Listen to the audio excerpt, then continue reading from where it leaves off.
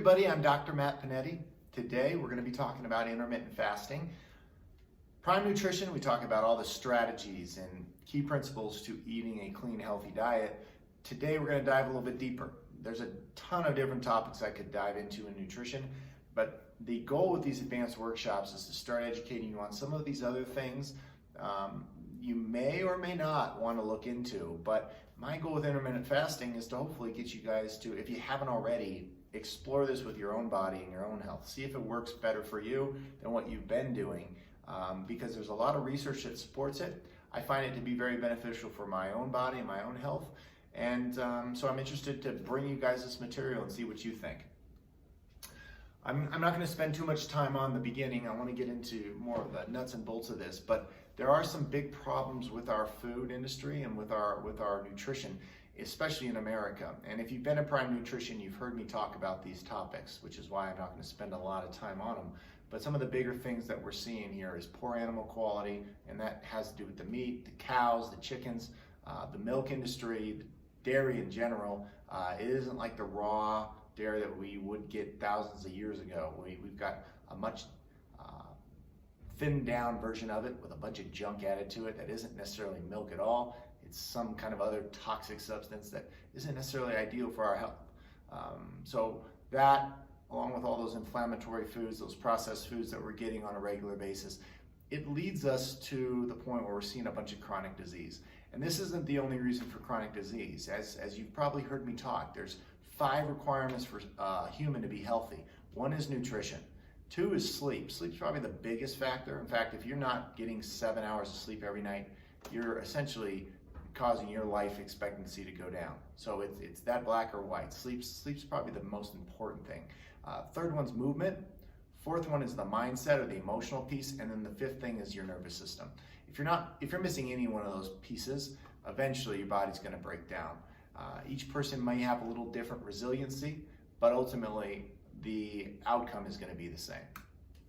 So when we get back into the food, some of the major problems here in America, aside from the quality and what we're eating, is the amount we're eating, the overeating piece, which I think has a lot to do with the size of the plates we're given. Instead of a small plate full of food, we're getting a huge plate full of food, and it makes us feel like we don't consume that entire thing. We haven't eaten a lot, and it's a psychological thing, but it's a big factor. We eat a ton.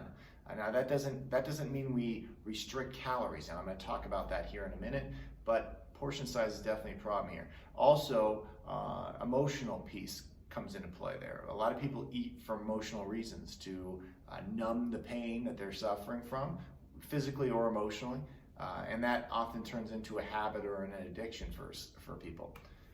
The timing of when we eat is also very important, especially here in America. We work a lot. Later in the evening, if we're consuming our food at 7:30, 8:30, 9:30, that turns into big problems hormonally in our body. And if you're someone who's trying to lose weight, which is what I'm going to be talking a lot about today, eating late is the last thing you want to be doing. So we'll talk some more on that here in just a moment. With the hormones that I mentioned before, insulin and cortisol are the nasty ones that we try to avoid as much as possible. Now, insulin is necessary. You're going to have it, and so is cortisol. You're going to have it, but you just don't want a lot of it, at least not constantly being secreted. And here's why. When you eat sugar, any kind of sugar, processed foods, fruits, etc., even vegetables, will break down into their simplest form. A lot of them are going to be sugars. Anything with carbs are going to break down into sugars. And when that happens, when it's a sugar in your bloodstream, you need insulin to take that sugar and put it into the cells so that the cells can use that carbohydrate as energy. Now, whatever carbohydrates are not used as energy, which most of the time if we're overeating or eating anything processed, it's overloaded in sugar, we're going to have a lot left over. Insulin takes those carbohydrates that aren't being used and stuffs them away as fat in your body, which is a problem, because if you don't want more fat, then that's not ideal. Now, along with insulin, cortisol is always released.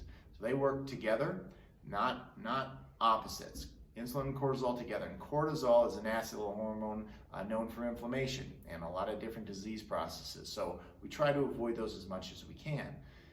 Now, when people try to lose weight, what they fail to understand is the only way to lose weight is to get insulin out of your bloodstream, because as long as insulin is on the job, remember, it's what takes the carbohydrates and sticks it into the cells. As long as insulin's in your bloodstream, you're not going to be able to take that carbohydrate or that sugar out of the cell, or the fat out of the body, essentially.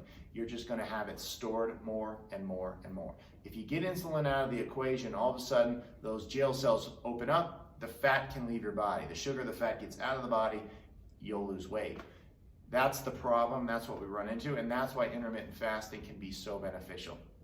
Now, one thing I want to touch on before I get into this, calorie efficiency. When you start to lose weight or you try to lose weight, most diets are based around restricting calories, eating less. And the problem with that is your body is way too smart. If you eat less, your body realizes it and becomes more fuel efficient. So instead of driving that gas-guzzling truck, all of a sudden you've morphed into a hybrid, and now you're not using as much gas anymore. Your body's smart about it. So if you consume less, your output's not going to be as much. And the problem with that is when you go back, you get tired of starving yourself, you're hungry, you're ready to binge, and you do binge. When you finally eat again, all those calories, your body doesn't need anymore. It's not used to having so many. It's been running very efficiently for a while now. All of a sudden we got way more in. Your body doesn't know what to do with it, so guess what? Stores it away as fat. So you're going to actually gain more weight when you go back on that. That's the problem with the calorie restrictive diets, and I recommend highly that you don't go down that path. Instead of doing that, intermittent fasting is a much better way to do it. It makes sense from an evolutionary standpoint. Us as humans, we evolved to eat like this. We didn't always have food at our disposal in our refrigerators. We didn't have a sandwich, we didn't have a cracker that we could just snack on at any moment. We had to hunt and gather our food, and some days were good and some days were bad. So it just depended on what time of year and what we could find, in other words, if we were going to eat or not. Therefore, we need to be trying to do more of that, not the opposite. Our body hasn't changed a lot in 10,000 years. So in order to avoid gaining more weight, causing more problems for our body, we need to live more like we did thousands of years ago. Let's talk more about these time-restricted windows. There was a study done at the University of Alabama, and this study followed a group of guys. One part of the group was eating in a 12-hour window, so from 7 a.m. to 7 p.m., which is the typical standard American diet. The other group was eating from 8 o'clock till 4 o'clock in the afternoon, so it was an 8-hour window.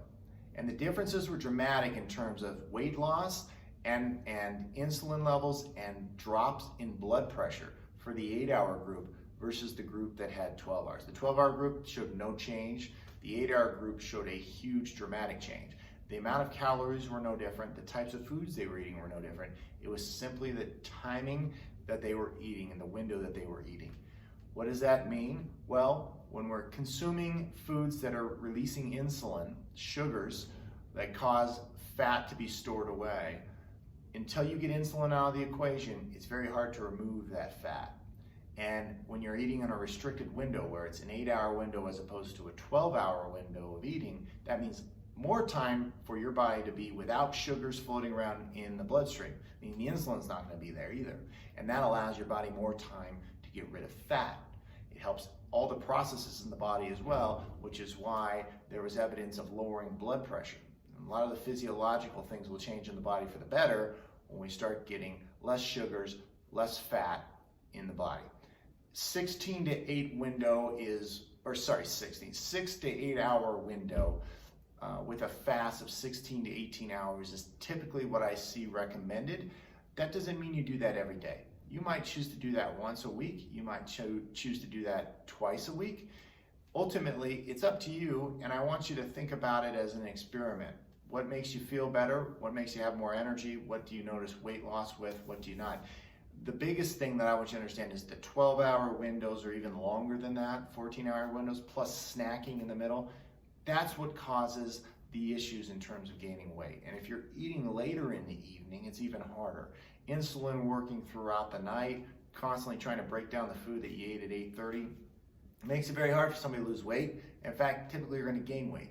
So eating in that smaller window, starting at your normal time, finishing at your normal or your earlier time, say 4 o'clock, 3 o'clock, 5 o'clock even, that's the best way to help reset these hormones and help your body start to lose weight naturally the way it should. Who's it for? Anybody. Whether you want to lose weight or not, I find this to be very advantageous for my energy levels, for my stamina, obviously weight. It also helps me tone muscle better because when you're not releasing insulin, you're actually releasing something called HGH, which is called human growth hormone, and it's what helps build muscle. So if you want more muscle, you want to feel more toned, look more toned, the best ways to do that is get rid of insulin. And so just changing nothing else but the timing of your eating is going to help with all of that. Now, if you do this and you notice that it isn't working for you, you don't feel good, then I don't suggest you continue. That's why I'm mentioning to you, experiment with it. Everybody's a little bit different. I'm not saying this is 100% across the board. The research shows it's much more advantageous to the standard American diet, and that's why I want you to try it out with yourself. Start easy, maybe a day a week, and see if you're feeling better, if you enjoyed the difference that you see. And if so, bump it up. Maybe do 2 days a week or 3 days a week even, and play with that. There's, again, a wide range of what people do with this. The biggest thing is when you start at let's say you start at 7 p.m. or 7 a.m. for your eating habits, and you end at 3 p.m., which would be an 8-hour window there. Those meals that you're having, the 3 meals that you eat or the 2 meals that you eat, don't just binge. Eat a normal amount of food that you would eat at lunch or dinner. Regardless of the timing, regardless of the space between, try to eat normal portion size. People are always surprised how long they can go without eating. Science shows us somewhere in the neighborhood of 30 days without food, the human body can still function properly. Not water. Water's different. You need a ton of water. But food, we can go a long time without. So it's not something to be concerned about. Your cravings that you feel usually aren't food related. They're actually water related. So if you drink water, let's say you get hungry throughout the day, like, God, I'm starving. You pound a cup of water, typically that hunger craving will go away because you're mistaking your thirst for hunger. So just to go over some of the results that we've seen with intermittent fasting through the research, obviously weight loss, energy is what I've talked about, cellular repair, which is a big one, especially when we talk about cancer, heart disease, any of those kinds of issues.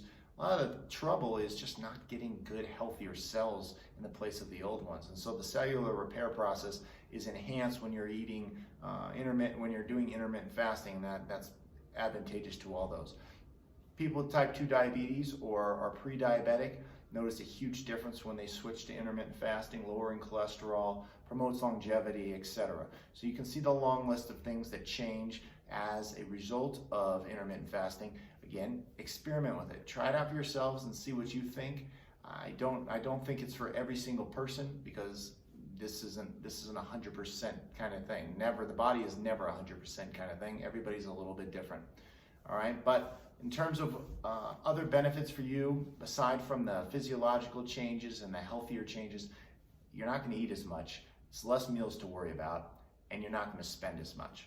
So a lot of times what I see with people when they are intermittent fasting is they're actually going to increase the quality of food that they buy because it's not as expensive. So now the food that they're getting, they're going to spend a little bit more on, which is great all the way around. Highly recommend that for that reason as well. If you guys have more questions on this, let me know. Reach out to me via email. You can respond to this, or if you've got questions that you want to ask me in person, you can do that next time you're in the office. I hope you guys got something out of this. We're going to be coming out with another topic next month, so make sure you tune in for that. And I wish you guys the best in trying out intermittent fasting. Talk to you soon.